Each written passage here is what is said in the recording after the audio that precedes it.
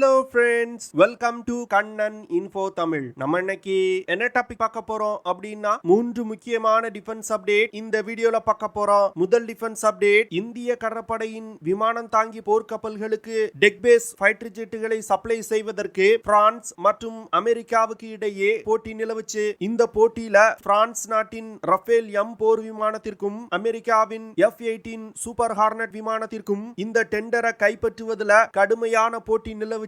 ஆனா இறுதியா இந்திய கடற்படை பிரான்ஸ் நாட்டின் ரஃபேல் எம் போர் விமானத்தை தேர்வு செஞ்சிருக்காங்க. இது தொடர்பா நிறைய டிஃபென்ஸ் எக்ஸ்பர்ட்ஸ் எதற்காக இந்தியா அமெரிக்காவின் F-18 சூப்பர் ஹார்னட் விமானத்தை விட செயல்திறன் குறைவான ரஃபேல் எம் போர் விமானத்தை வாங்குறாங்க அப்படின்னு கேள்வி எழுப்பி வந்தாங்க.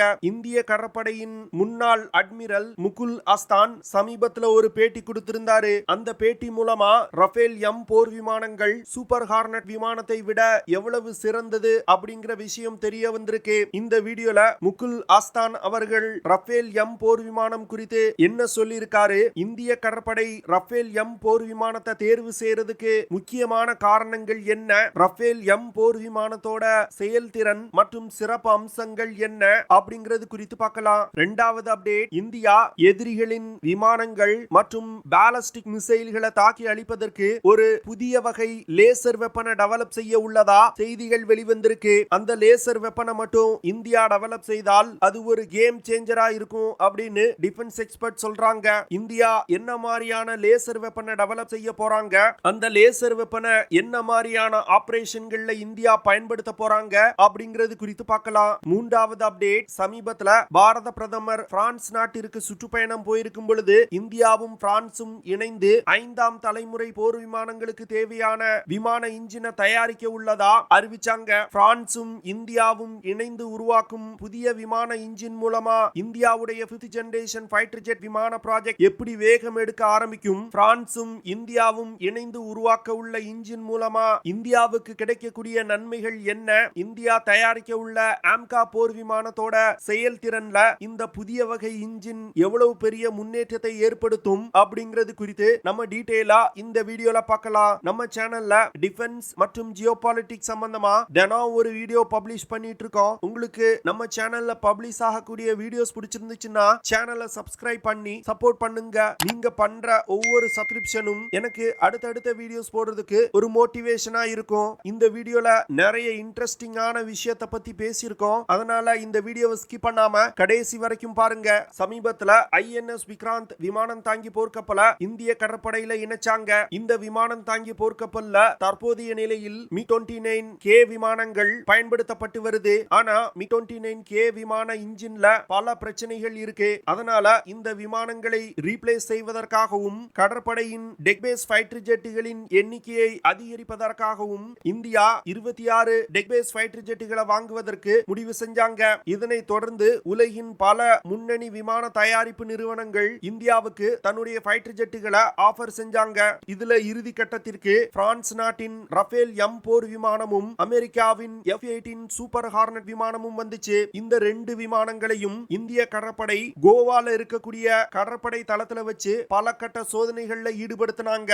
இந்த சோதனைக்கு பிறகு ரஃபேல் எம் போர் விமானம் தான் தேர்வு செய்யப்பட்டிருப்பதா செய்திகள் வெளிவந்திருக்கு. ஆனா சில defence experts India Rafale M போர் விமானத்தை தேர்வு செய்ததன் மூலம் மிகப்பெரிய தவற செஞ்சிட்டாங்க அப்படின்னு சொல்லி வந்தாங்க.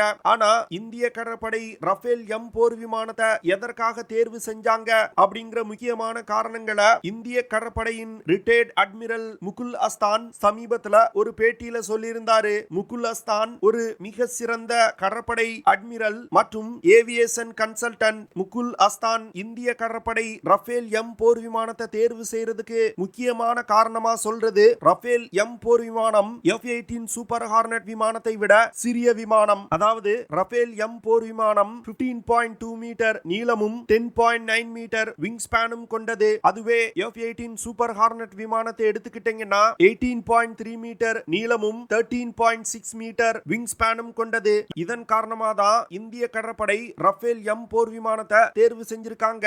அதாவது விமானத்தோட சைஸ் சிறுசா இருந்துச்சுன்னா INS விக்ராந்த் விமானம் தாங்கி போர்க்கப்பல்கள்ல அதிக எண்ணிக்கையிலான ஃபைட்டர் ஜெட் விமானங்களை நிறுத்தி வைக்க முடியும். விமானம் தாங்கி போர்க்கப்பல்களோட பலமே அந்த போர்க்கப்பல்கள்ல எத்தனை விமானங்கள் நிறுத்தி வைக்கப்பட்டிருக்கு அப்படிங்கறத பொறுத்துதான். அதனால சூப்பர் ஹார்னட் விமானங்களை தேர்வு செய்து குறைவான விமானங்களை ஐஎன்எஸ் விக்ராந்த் விமானம் தாங்கி போர்க்கப்பல்கள்ல நிலைநிறுத்துவதை விட சிறிய ரஃபேல் எம் போர் விமானங்களை தேர்வு செய்து அதிக எண்ணிக்கையிலான ரஃபேல் எம் போர் விமானங்களை நிலைநிறுத்துவதற்கு இந்திய கடற்படை முடிவு செஞ்சிருக்காங்க.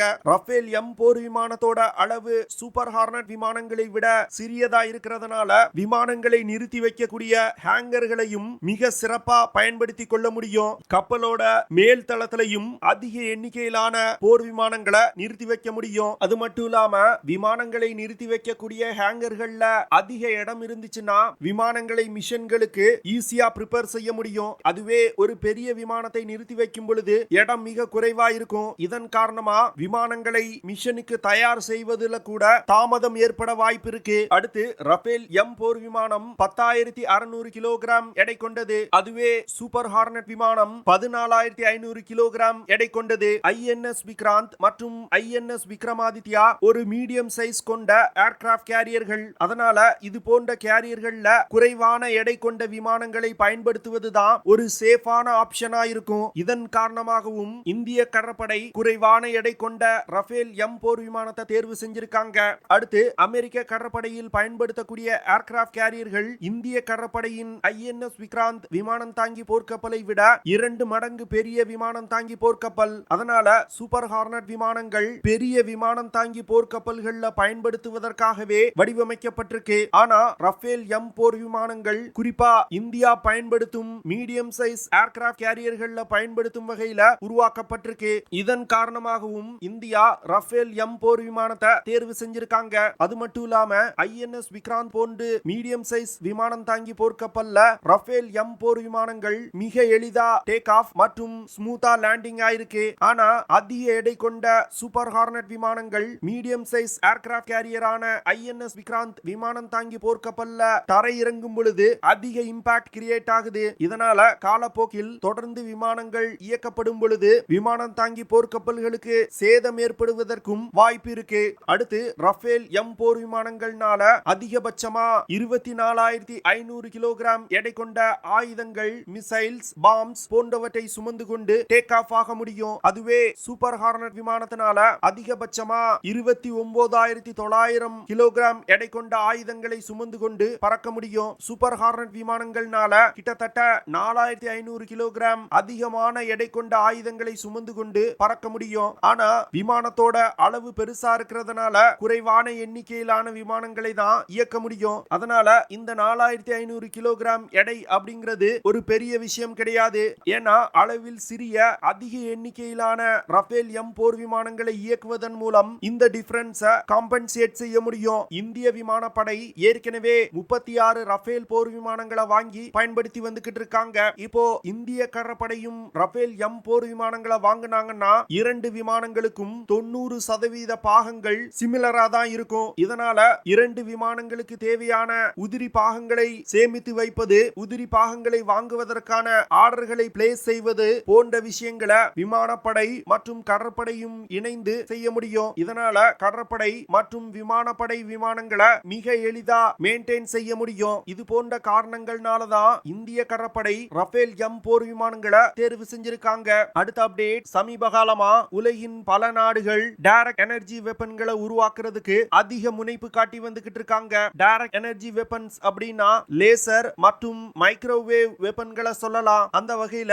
இந்தியாவும் காளி, துர்கா போன்ற டைரக்ட் எனர்ஜி வெப்பன்களை டெவலப் செய்து வந்துகிட்டு இருக்காங்க. இந்த சூழ்நிலையில இந்தியா புதிதாக ஒரு கெமிக்கல் லேசர் வெப்பனை டெவலப் செய்ய இருப்பதா செய்திகள் வெளிவந்திருக்கு. அதாவது இந்தியா விமானங்கள்ல வச்சு பயன்படுத்தக்கூடிய ஒரு ஏர்பார்ன் டைரக்ட் எனர்ஜி வெப்பனை டெவலப் செய்ய போறாங்க. இந்தியா தயாரிக்க உள்ள லேசர் வெப்பன் காயில் அப்படின்னு சொல்லக்கூடிய கெமிக்கல் ஆக்சிஜன் அயோடான் லேசர் டெக்னாலஜி மூலமா தயாரிக்க போறாங்க. இந்த காயில் தொழில்நுட்பம் லேசர் பீம்ஸ் உருவாக்குறதுல மிகவும் ஒரு அதிநவீன தொழில்நுட்பம். காயில் டெக்னாலஜி மூலமா உருவாகக்கூடிய லேசர் பீம்ஸ் பயன்படுத்தி இந்தியா ஒரு மிசைல் டிஃபென்ஸ் சிஸ்டத்தை உருவாக்க முயற்சி செய்றாங்க. இந்த காயில் டெக்னாலஜி மூலமா தயாரிக்கப்படும் லேசர் வெப்பன்கள் ஒரு ஸ்டேட் ஆஃப் ஆர்ட் தொழில்நுட்பம் கொண்ட அதிநவீன லேசர் வெப்பன்கள். இந்த காயில் தொழில்நுட்பத்துல ஒரு கெமிக்கல் ரியாக்ஷன் மூலமா ஹை எனர்ஜி கொண்ட லேசர் பீம்ஸ் ப்ரொடியூஸ் பண்ண முடியும். இந்த லேசர் லேசர் பீம்ஸ் பயன்படுத்தி இன்டர்கான்டினென்டல்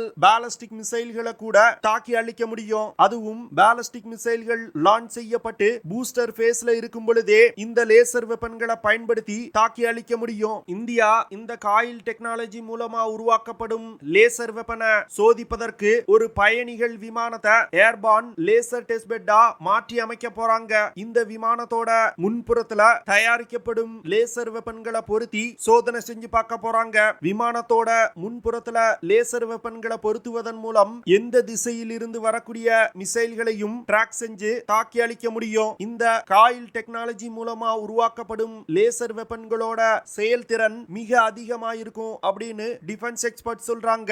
இதன் காரணமா இந்த காயில் டெக்னாலஜி மூலமா உருவாக்கப்படும் லேசர் பீம்கள்னால இன்டர்கான்டினென்டல் பாலிஸ்டிக் மிசைல்ஸ், விமானங்கள், ட்ரோன்ஸ் போன்ற பல்வேறு விதமான ஏரியல் டார்கெட்டுகளை மிக எளிதா தாக்கி அழிக்க முடியும். அடுத்த அப்டேட், பாரத பிரதமர் பிரான்ஸ் நாட்டிற்கு சுற்றுப்பயணம் போயிருக்கும் பொழுது யாரும் எதிர்பார்க்காத சூழ்நிலையில பிரான்ஸ் மற்றும் இந்தியாவும் இணைந்து 5ஆம் தலைமுறை போர் விமானங்களுக்கு தேவையான இன்ஜினை டெவலப் செய்ய இருப்பதா அறிவிக்கப்பட்டது. இதனைத் தொடர்ந்து இந்தியாவின் AMCA 5th generation fighter jet விமான ப்ராஜெக்ட் வேகம் எடுக்க ஆரம்பிச்சிருக்கு அப்படின்னு டிஃபென்ஸ் எக்ஸ்பர்ட் சொல்றாங்க. இன்னும் கூடிய விரைவில் ஆம்கா ப்ராஜெக்ட்டுக்கு தேவையான நிதியை கேபினெட் கமிட்டி ஆன் செக்யூரிட்டி ஒதுக்க போறாங்க. இதன் மூலமா ஆம்கா ப்ராஜெக்ட் வேகம் எடுக்க போகுது. இந்தியாவை பொறுத்தமட்டில் இவ்வளவு நாட்களா ஆம்கா ப்ராஜெக்ட்டுக்கு மிகப்பெரிய தடைக்கல்லா இருந்தது விமான இன்ஜின் தான். ஆனா தற்போது இந்த விமான இன்ஜின் பிரச்சனை முடிவடைஞ்சதனால ஆம்கா விமான டெவலப்மெண்ட் வேகம் எடுக்கும். இந்தியா ஆம்கா விமானத்தை 2 விதமா டெவலப் செய்வதற்கு முடிவு செஞ்சிருந்தாங்க. ஆம்கா MK1 மற்றும் ஆம்கா MK2. இதுல ஆம்கா MK1 விமானத்துல GE நிறுவனத்தின் F414 இன்ஜின் தான் பயன்படுத்தப்படுது. இந்த இன்ஜின்னால அதிகபட்சமா 98 கிலோ நியூட்டன் த்ரஸ்ட் ப்ரொடியூஸ் பண்ண முடியும். ஆனா ஆம்கா MK1 விமானத்தினால ஒரு 5th ஜெனரேஷன் ஃபைட்டர் ஜெட் விமானம் போன்று சூப்பர் க்ரூஸ் செய்ய முடியாது. அப்படி சூப்பர் க்ரூஸ் செய்யணும்னா ஆஃப்டர் பர்னர்களை பயன்படுத்தி தான் சூப்பர் க்ரூஸ் செய்யணும். ஆஃப்டர் பர்னர்களை பயன்படுத்தும் பொழுது அதிக எரிபொருள் செலவாகும். இதன் காரணமா விமானம் பறக்கக்கூடிய ரேஞ்ச் குறையும். இதன் காரணமாக தான் ஆம்கா MK2 விமானத்துல அதிக த்ரஸ்ட் கொண்ட இன்ஜினை பயன்படுத்துவதற்கு இந்தியா திட்டமிட்டிருக்காங்க. ஆம்கா MK2 விமானத்துல 110 கிலோ நியூட்டன் த்ரஸ்ட் கொண்ட இன்ஜினை இந்தியா பயன்படுத்த போறாங்க. இதன் காரணமா ஆஃப்டர் பர்னர்களை பயன்படுத்தாமலே ஆம்கா MK2 விமானத்தினால சூப்பர்சானிக் வேகத்துல பறக்க முடியும். ஆஃப்டர் பர்னர்களை பயன்படுத்தாமல் சூப்பர் க்ரூஸ் செய்யக்கூடிய ஒரு 5th ஜெனரேஷன் ஃபைட்டர் ஜெட் விமானத்தை இந்தியா டெவலப் செஞ்சிட்டாங்கன்னா சீனா, ரஷ்யா மற்றும் அமெரிக்காவுக்கு அடுத்து இது போன்ற ஒரு ஃபைட்டர் ஜெட் விமானத்தை உருவாக்கிய 4வது நாடா இந்தியா இருக்கும். இந்தியா கிட்டத்தட்ட 40 MK1 போர் விமானங்களை தயாரிக்க உள்ளாங்க.